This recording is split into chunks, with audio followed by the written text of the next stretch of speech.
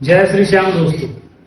आज हम हिंदी की क्लास सीईटी के लिए प्रथम अध्याय वर्ण विचार शुरू करने जा रहे हैं, जो आपकी पुस्तकों में व्याकरण की आप बाजार से खरीदते हैं। उनमें यह टॉपिक वर्ण विचार के नाम से मिलता है, किसी में वर्णमाला के नाम से मिलता है, किसी में ध्वनि एवं उनका अर्थ और क्रम के नाम से मिलता है। तो बात एक ही है कि ध्वनि की शुरुआत भी सबसे पहले हुई थी। ध्वनि का लिखित रूप जब बनाया तो उसी को वर्ण कहा गया। तो पहले बात करेंगे मित्रों परिभाषा की। वर्ण विचार का मतलब है वर्णों के बारे में विचार करना कि कौन कौन से वर्ण हैं हमारी हिंदी वर्णमाला में जो किस काम आते हैं, कौन से का उच्चारण स्थान क्या है और कौन सा स्वर है, कौन सा व्यंजन है, कौन सा योगवाह है। ऐसे वर्णों के नाम और उनके तथ्यों को विस्तार से अध्ययन करते हैं। तो पहली बात करूं मित्रों परिभाषा की कि वर्णमाला किसे कहते हैं। परिभाषा कहती है हमारी कि वर्णों का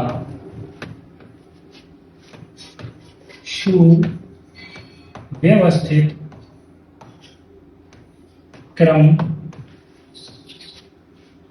ही वर्णमाला कहलाता है। मित्रों वर्णों का सुव्यवस्थित क्रम, सु का मतलब अच्छी तरीके से व्यवस्थित क्रम। इसका मतलब है जैसे आ है तो आ के बाद आ ही आएगा, यदि का है तो का के बाद खा ही आएगा। ये होता है सुव्यवस्थित क्रम, यानी सही तरीके से जैसा वर्णमाला का क्रम है उस हिसाब से लिखना, वही वर्णमाला कहलाती है। वर्ण विचार मित्र आपको बताया कि वर्णों के बारे में विचार करना, वो कि आपके सामने हम करने जा रहे हैं। परिभाषा के बाद बात करते हैं वर्णों की संख्या। कभी कभी प्रश्न एग्जाम में बनते हैं वर्णों की संख्या से संबंधित, तो हमें पूछते हैं कि वर्णों की संख्या कितनी होती है। तो बात करें कि हिंदी वर्णमाला में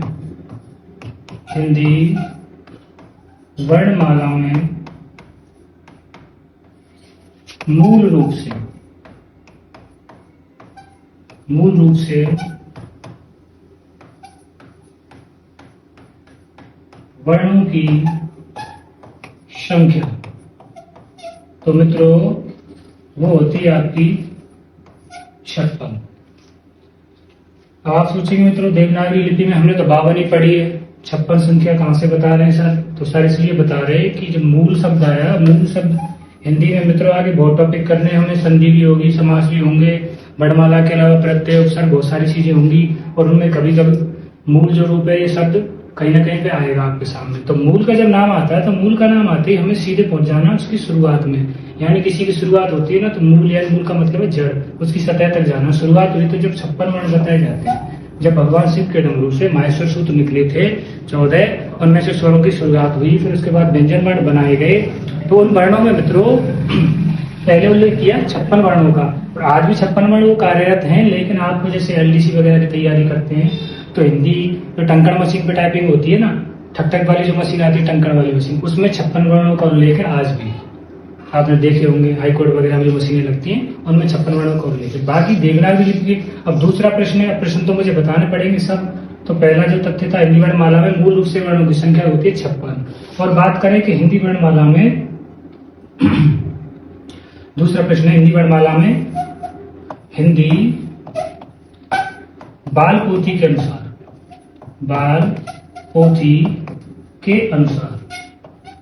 कितने वर्ण होते हैं? तो बाल पोथी के अनुसार, बाल पोथी होती है मित्रों बच्चों का पट्टी पहाड़ा जो आता है उसके अनुसार, तो उनके अनुसार वर्णों की संख्या बताई गई मित्रों 48।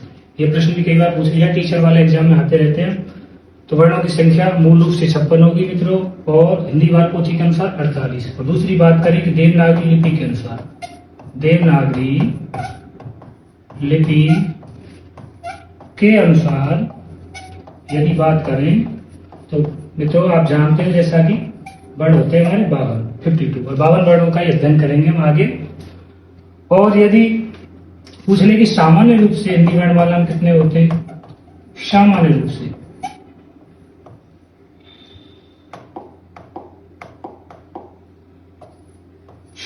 रूप से हिंदी वर्णमाला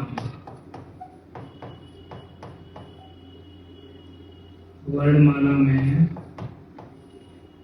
जो अंक होते हैं, अक्षर वर्ण होते हैं, वो होते हैं आपके 44।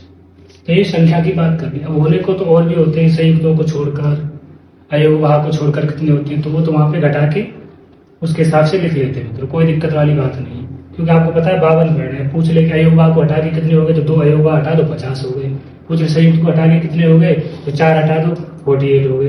तो जैसे जिसके हिसाब से पूछेगा उस हिसाब से जवाब दे देंगे हम। ये तो हो गई संख्या की बात मित्रों। अब करेंगे आगे देवनागरी लिपि के अनुसार 52 वर्णों का क्लासिफिकेशन यानी डिवाइडेशन करेंगे। तो 52 वर्णों में पहले नंबर पे आता है आपका स्वर। स्वर के बाद दूसरे नंबर पे आता है मित्रों व्यंजन। व्यंजन के बाद बात करेंगे फिर आते हैं आपके संयुक्त। संयुक्त संयुक्त के बाद बात करेंगे फिर आते हैं आपके द्विगुण। द्विगुण के बाद बात करेंगे फिर आता है आपका अयोगवाह। अयोगवाह स्वरों की संख्या होती है मित्रों वर्णमाला के अंदर 11। व्यंजन की होती है मित्रों 33। संयुक्त की होती है मित्रों 4 और द्विगुण होते हैं 2 और अयोगवाह होते हैं 2। और टोटल हो जाते हैं आपके 52 वर्ण। तो पहला नंबर लेंगे हम स्वर का।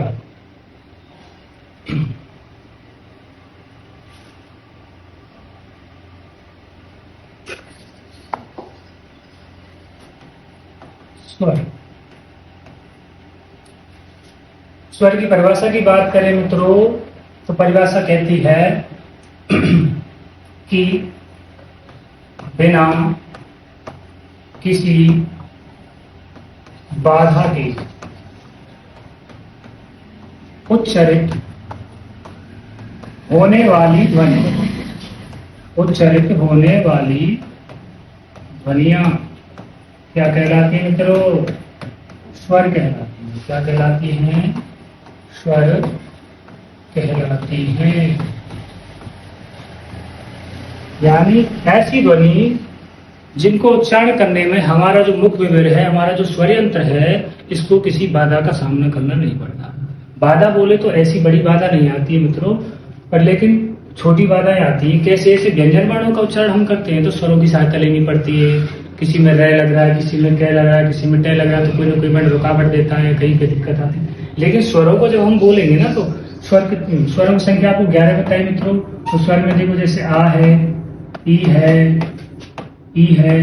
बड़ी ई है, इसके बाद ऊ है, बड़ा ऊ है, इसके बाद फिर री है, री के बाद फिर आपका ए है, इसके बाद आई है, आपकी ओ है, औ है। ये होते हैं मतलब 11 स्वर। तो इनमें से आप किसी का भी उच्चारण करेंगे ना, आ, ई, उ, री, ए, आई, ओ, औ। अब देखो इसको कोई सा भी स्वर कितना भी उच्चारण करो आप, कितनी भी देर तक करो, कोई बाधा का सामना नहीं करना पड़ेगा। जैसे आ, ई ऐसे करके बोलते हैं ना मित्रों, तो कोई भी दिक्कत नहीं आए। तो बिना किसी बाधा के उच्चारित होने वाली क्या कहलाते हैं? स्वर। इनमें किसी बाधा का सामना नहीं करना पड़ता। यहीं पर अगर व्यंजन की बात करें तो व्यंजन में क्या है, मुख विवर को और स्वर यंत्र को बोलने में बाधाओं का सामना करना पड़ता है। ईश्वर की परिभाषा की बात करें मित्रों और संख्या की बात करें तो 11 संख्या आपको बताई दी है। 11 स्वर होते हैं आपका आ, ई, उ, री, ए, आई, ओ, औ। ये स्वर होते हैं। इसके बाद बात करेंगे स्वरों के भेद की।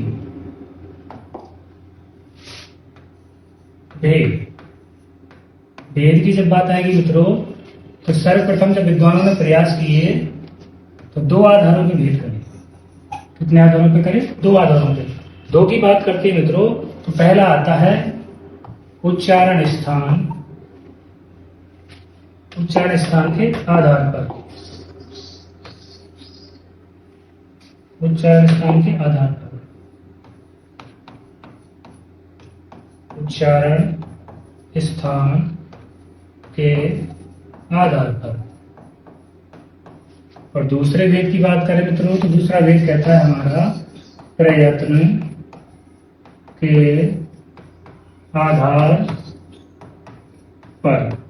जब बड़े बड़े व्याकरणियों ने, विद्वानों ने शुरुआत की भेद करे स्वरों के, तो पहले प्रथम में 2 भेद निकल गए मूल रूप से। उच्चारण स्थान के आधार पर मित्रों, और दूसरा है प्रयत्न के आधार पर। अब उच्चारण स्थान आप जानते हो, हमारा जो स्वरयंत्र है, अंदर जीभ है, हमारे दांत हैं, मसूड़े हैं जिनको वर्षे कहा जाता है, जीभ के दोनों तरफ की साइड है, बगल जिनको पार्श्विक कहा जाता है, उनके हिसाब से कौन कौन सी ध्वनियां कहाँ से उच्चारित होती है, तो उच्चारण स्थान के आधार पर नाम दिया गया है। तो यहाँ पे मित्रों बात करते हैं, तो शुरुआत होती है आपकी ई, उ, ए, आई, ओ, औ, आ, या आ और ओ। ई का उच्चारण स्थान होता है मित्रों तालु, जिसको हम तालव्य भी कहते हैं। अब तालु से तालव्य कैसे कहते हैं? तालु में जब यह प्रत्यय लगाया जाता है उसके बाद शब्द बनता है तालव्य, तो उसको तालव्य ध्वनि बोला जाता है। ई और ई को जब उच्चरित करेंगे तो हमारी जीभ है जो कहाँ पे जाती है? तालु पे जाती है। तालु पे जाती है जैसे तो नाम पड़ जाता है तालु, या फिर ध्वनि का नाम पड़ जाता है तालव्य। इस ध्वनि की बात मैं करूंगा मित्रों, आगे प्रत्यय कराएंगे जब ये चीज समझ में आएगी कि तालु शब्द है, और तालु शब्द में जब यह प्रत्यय लगाया तब जाके इस शब्द का निर्माण हुआ तालव्य का। अब मित्रों कॉन्सेप्ट दूसरा चेंज हो जाएगा, अगर मैं इस बारे में तो बात करूंगा तो इसकी बात करेंगे प्रत्यय के अंदर। आगे मैं बात करता हूँ मित्रों उ और ऊ, इनकी ध्वनि को नाम दिया जाता है ओष्ठ। यानी नाम दिया जाता है मित्रों ओष्ठ। ओष्ठ से ध्वनि का नाम बनता है ओष्ठ है। ओष्ठ में आते उ और ऊ, यानी हमारे ओष्ठ नहीं होंगे तो उनका उच्चारण हम नहीं कर सकते। फिर ए आई, इनको कहा जाता है मित्रों कंठ तालु, कंठ तालु। दूसरा नाम कंठ तालव्य भी बोल देते हैं, वही जैसा मैंने अभी जिक्र किया था आपके सामने यह प्रत्यय लगा करके।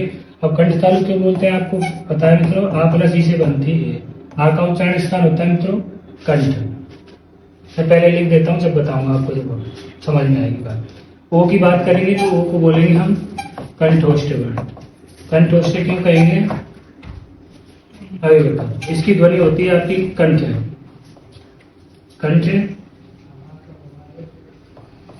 या कोमल तालव्य, कंठ या कोमल तालव्य। देखो उच्चारण स्थान तालव्य और तालु में ई आ गया, उ आ गया। ओष्ठे में उ जब बोलते हैं तो हमारे होठ काम करते हैं, ओष्ठ काम करेंगे तो इसलिए नाम दिया ओष्ठ है। कंठ तालु की बात करें तो देखो आ प्लस ई से बनता है। आ का उच्चारण स्थान देखो यहाँ पे कौन सा दे रखा है? कंठे, कंठे दे रखा है, तो आ का उच्चारण स्थान कंठे हो गया। और ई का उच्चारण स्थान देखो कौन सा? तालु यानी तालव्य। तो मिलकर के इसका नाम क्या पड़ा? कंठ तालु या कंठ तालव्य। अब ऐसे ओ और ओ की बात करें तो कंठोष्ठ वर्ण कहे जाते हैं। ऐसे ओ का देखेंगे मित्रों, ओ जो बनता है आ प्लस ऊ से बनता है। किससे बनता है? आ प्लस ऊ से। अब आ का उच्चारण स्थान देखेंगे तो देखो कंठ है, और ऊ का उच्चारण स्थान देखेंगे तो देखो ओष्ठ है, तो मिलकर शब्द बना कंठोष्ठ। ठीक है मित्रों, मेरे हिसाब से बात आपको समझ में आ रही होगी। नहीं आ रही होगी तो एक बार आप कमेंट में लिख देना। कोई तथ्य की बात होगी तो अगली क्लास जब स्टार्ट होगी इसकी तो उसके में हम बता देंगे आपको, एक बार देख सकते हैं आप। इसके बाद दूसरी तथ्य की बात करेंगे, प्रयत्न के आधार पर कौन कौन से भेद होते हैं।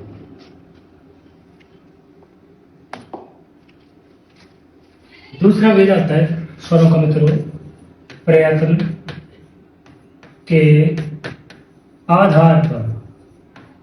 अब प्रयत्न के आधार पर यदि बात करते हैं मित्रों तो विद्वानों ने, व्याकरणियों ने जो प्रयास किए तो प्रयत्न के आधार पे पहला जो भेद निकल के आता है, पहला जो भेद निकल के आता है वो आता है उत्पत्ति या मात्रा का या लगने वाले समय के आधार पर, लगने वाले समय के आधार पर। दूसरे भेद की बात करें मित्रों तो वो होता है आपका जीवा के आधार पर। जीवा के आधार पर, जीवा के आधार पर, जीवा जीव को बोलते हैं मित्रों, जैसा कि अभी हमारे अंदर जीवा जो होती है जीव मुंह के अंदर, उसके आधार पर। फिर अगला जो तथ्य आता है वो भेद, उसका नाम है मित्रों ओष्ठ आकृति के आधार पर। ओष्ठ आकृति के आधार पर, ओष्ठ आकृति के आधार पर। अगला जो भेद आता है मित्रों वो होता है हमारा मुखाकृति के आधार पर, मुखाकृति के आधार पर। ये चार तथ्य निकल के, चार वेद निकल के आते हैं। प्रकृति के आधार पर बात करें तो चार वेद होते हैं मित्रों। पहला है उत्पत्ति मात्रा काल या लगने वाले समय के आधार पर, दूसरा है जीवा के आधार पर, और तीसरा वेद मित्रों ओष्ठाकृति के आधार पर, और चौथा है आपका मुखाकृति के आधार पर। यानी उत्पत्ति स्वरों की कहां से हुई, कैसे हुई, मात्रा काल, किसको बोलने में कितनी मात्रा लगती है, लगने वाले समय के आधार पर, किन स्वरों का उच्चारण करते समय कौन सा स्वर कितना समय लेता, उसके हिसाब से इस वेद को रखा गया है मित्रों। फिर जीवा के आधार पर, जीव जो हमारी मुख में अंदर होती है, जीव किस स्थान पर जाएगी, कौन से वर्ण का उच्चारण करेगी, कौन से स्वर का उच्चारण करेगी, उसको बताएंगे। जीव यदि आगे जाती है तो उसका नाम अग्र स्वर, पीछे जाती है तो पश्च स्वर, बीच में रह जाती है तो मध्य स्वर। मित्रों ओष्ठाकृति के आधार पर बात करेंगे तो हमारे ओष्ठ हैं कहाँ पे गोल होंगे और कहाँ पे गोल नहीं होंगे, उस आधार पर स्वर निकल के आएंगे। और मुखाकृति के आधार पर बात करें तो मुख की आकृति कैसी होगी कि मुख कहीं पे हमारा पूरी तरह बंद होगा, कहीं पे हमारा थोड़ा सा खुलेगा, किसी स्वर को बोलते समय ना के बराबर खुलेगा, किसी को बोलते समय बहुत ज्यादा खुलेगा। उस हिसाब से बात करेंगे। एक बार देख लो मित्रों। इसके बाद बात करेंगे पहला वेद। पहला वेद कहता है मित्रों उत्पत्ति या मात्रा काल या लगने वाले समय के आधार पर। बहुत अच्छा तथ्य है मित्रों। अब यहाँ पे शुरुआत होती है स्वरों की, यहाँ बताऊँ। यहाँ पे फिर वेद निकल के आते हैं मित्रों तीन। पहला जो आता है उसको नाम दिया जाता है मित्रों मूल स्वर। क्या नाम दिया जाता है मित्रों? मूल स्वर। और दूसरा जो भेद आता है यहाँ पे उसको नाम दिया जाता है मित्रों संधि स्वर। कौन से स्वर? संधि स्वर।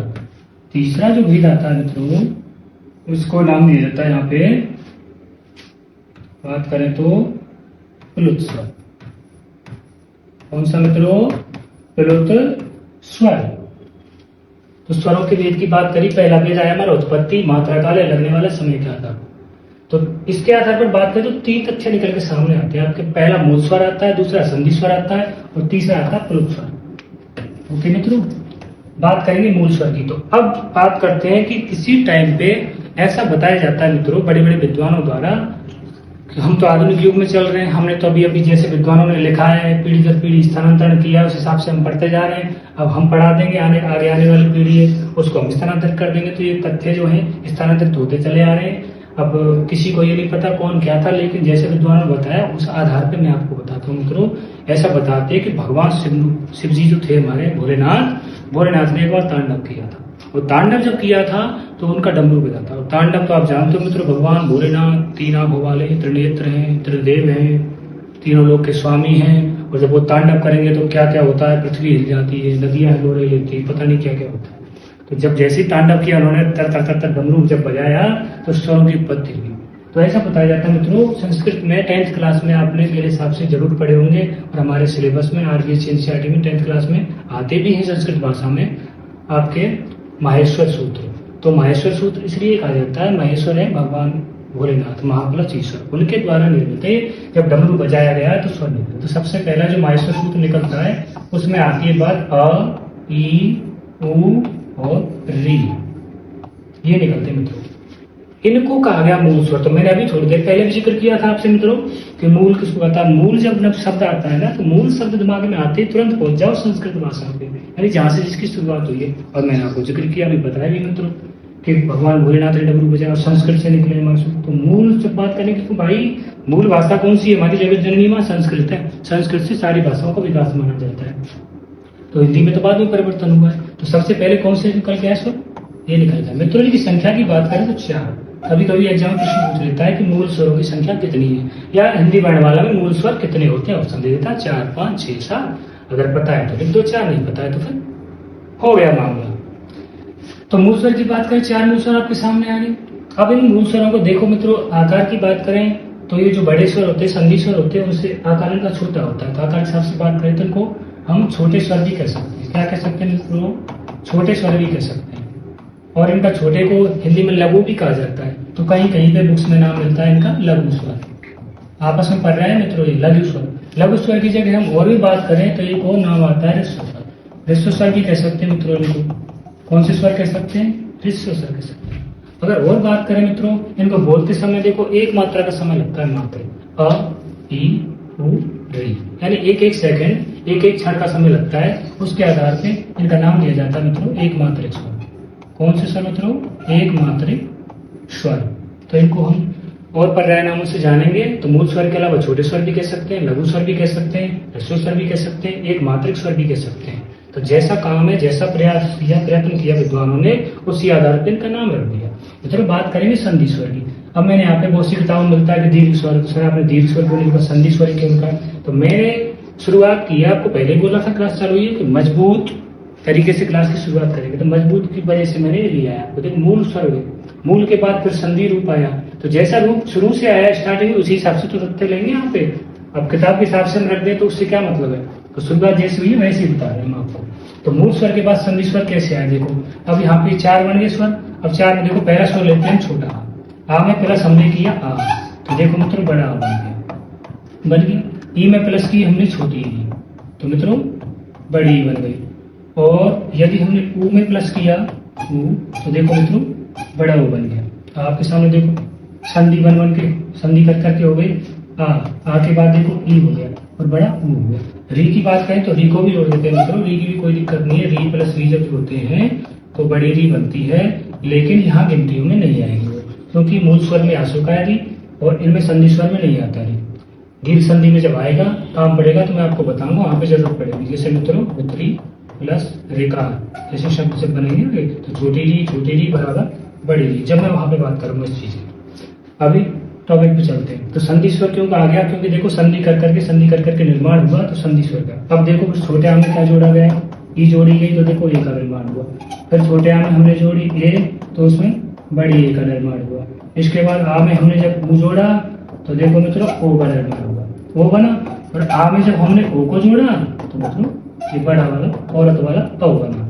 तो आगे ये काम बोल देते हैं मित्रों।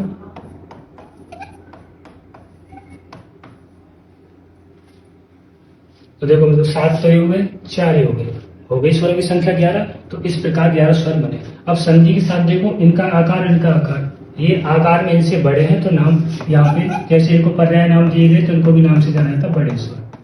बड़े को हिंदी में बृहत भी कहा जाता है, तो बृहत स्वर भी कह देते हैं। कहीं कहीं पे बृहद भी बोले तय और दय कपचार के हिसाब से बृहद भी बोल देते हैं। और फिर दूसरा नाम हिंदी में इनको दीर्घ भी कहा जाता है, बड़े को तो दीर्घ स्वर भी कह देते हैं। कौन से कहते हैं मित्रों? दीर्घ स्वर भी कह देते हैं। दीर्घ के बाद बात करें तो एक नाम और आता है गुरु स्वर, गुरु स्वर भी कह देते हैं। इसके अलावा बात तो मात्रा की करें, लगने वाले समय के आधार पर यहाँ पे एक मात्रिक बोला गया तो यहाँ पे देखो इनसे ज्यादा, इसको बोला आ तो इसको बोला आ, तो इनसे दोगुना जब समय लगता है इनको बोलते में। इसको ई बोलेंगे तो इसको ई, इसको ऊ बोलेंगे तो इसको ऊ, तो इनसे थोड़ा दोगुना समय लगता है, यानी 2 मात्रा का। 2 मात्रा के आधार पर इनका नाम पड़ा है मित्रों द्विमात्रिक स्वर। क्या नाम मित्रों? द्विमात्रिक स्वर। इस प्रकार इन स्वरों के नाम पड़े। अब तीसरा जो स्वर है मित्रों प्लुत स्वर आता है। इसका जिक्र हमारी हिंदी में ज्यादा तो नहीं होता मित्रों, लेकिन फिर भी RSSM भी है, आपकी RPC है, कर्मचारी चयन बोर्ड आयोग जो है, ये जब एग्जाम लेते हैं मित्रों तो इनका कोई मतलब वो नहीं रहता फिक्स टारगेट, सिलेबस में से देते हैं। अब तक सिलेबस में तो दे रखा है प्लुत स्वर, लेकिन पूरी तरह इसका जिक्र नहीं होता है। सिर्फ इतना बताते हैं कि अगर एग्जाम में प्रश्न पूछा जाए तो किस तरीके से हल करेंगे, तो उतना ही हम आप पे बात करेंगे, क्योंकि हिंदी में संस्कृत के टॉपिक का कोई मतलब नहीं है। लेकिन फिर भी थोड़ा सा जिक्र मैं कर लेता हूँ मित्रों, क्योंकि बाई चांस पूछ ले तो इनमें क्या मात्राएं चलती है, तो उस मात्रा के बारे में आपको बताऊंगा। एक बार देख लीजिए आप प्लुत स्वर। बड़ा प्यारा स्वर है मित्रों ये, और संस्कृत से जो चीज जन्म हुई है, जिनका जन्म हुआ है, वो सारी चीजें बहुत अच्छी है। हिंदी में रूप तो इनका बाद में आया है, पहले संस्कृत में था। तो प्लुत स्वर की जो शुरुआत होती है मित्रों, तो पहले बात करेंगे प्लुत स्वर कैसे करें। अभी मैंने आपको बताया मूल, तो मूल में देखो एक नाम दिया मैंने एक मात्रिक, क्यों नाम दिया एक मात्रक? मैंने तो क्या दिया, विद्वानों ने दे रखा पहले से ही, तो वो इसलिए दिया है कि एक मात्रा का समय लगता है बोलते समय। फिर मैंने दूसरे स्वरों की बात की, दीर्घ स्वर जो बड़े स्वर थे उनको मैंने नाम दिया मित्रों यहाँ द्वि मात्रा। क्या नाम दिया? द्वि मात्रा। तो सीधी सी बात है, कॉमन सेंस से लगाओगे तो कॉमन सेंस से पता चलेगा कि पुलिस स्वर में कितनी मात्रा लगती। तो यहाँ पे 2 मात्रा का लगी। अब पुलिस स्वर में बात करें तो 3 या 3 से अधिक मात्रा लगती है। अब 3 या 3 से अधिक कितनी भी हो सकती है। अब इनकी मात्राएं जो चलती है मित्रों वो भारतीय अंकों के हिसाब से चलती है। तो बच्चा कंफ्यूज हो जाता है कि छोटी ई बना हुआ है, ये ऊ का वर्ण बना हुआ है, कौन सा वर्ण हुआ है। सबसे फेमस और सबसे प्रचलन में इसका एक ही उदाहरण है मित्रों। अब तक जो एग्जाम्पल पूछा है एग्जामिनर ने वो ये पूछा जाता है, ऐसे लिख करके आता है मित्रों, ऐसे लिख करके। अब बच्चा समझता है कि ओ इसमें ओ उम है, ये कौन सा वर्ण है, समझ में नहीं आता। तो ये मित्रों जो लिखा हुआ है ये भारतीय अंकों में लिखा हुआ 3 है। भारतीय अंकों में लिखा हुआ क्या है? 3। तो इस 3 की जगह 4 भी आ सकता है, 5 भी आ सकता है, ऐसे भी आ सकता है। इनका जो मतलब है अलग अलग मतलब। इनका मतलब होता है कि जिस वर्ण के पीछे ये मात्रा लग जाएगी गिनती वाली, तो उस वर्ण को उतनी ही मात्रा तक खींचना, उतनी मात्रा तक बोले। तो जैसे ओ के पीछे हमने लगाया 3, ऐसे लिखा। अब बच्चा पढ़ रहा है इसको ओम डायरेक्ट में। अब इस ओ को 3 बार तक उच्चारण करना है, जैसे ओम ओम ओम, ऐसे।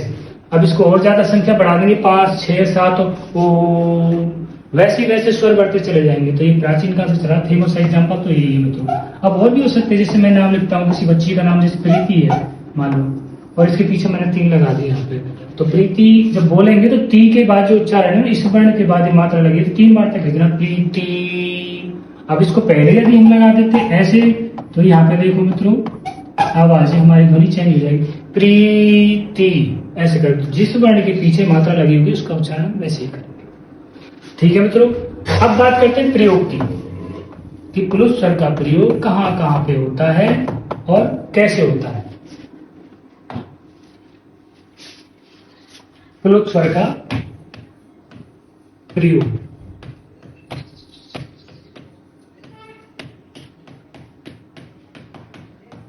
प्रयोग की बात करें तो मित्रों पुलिस स्वर का प्रयोग मुर्गा के बांग लगाते समय, मुर्गा के बांग लगाते समय, मुर्गा के बांग लगाते समय मित्रों, और प्रयोग होता है इसका चीखते समय, चिल्लाते समय,